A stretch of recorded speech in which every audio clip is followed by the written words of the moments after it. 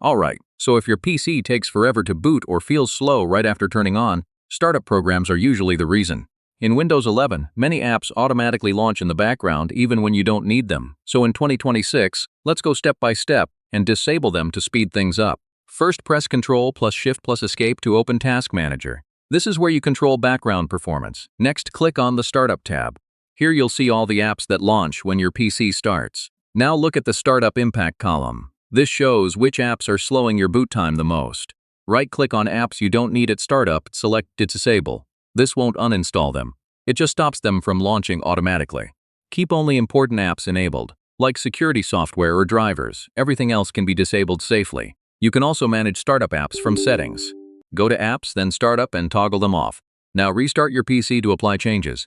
You'll notice a faster boot time immediately. After reboot, open Task Manager again. You should see lower memory and CPU usage at startup. So yeah, that's how to disable startup programs in Windows in 2026. Just a few clicks, and your PC starts faster and runs smoother instantly.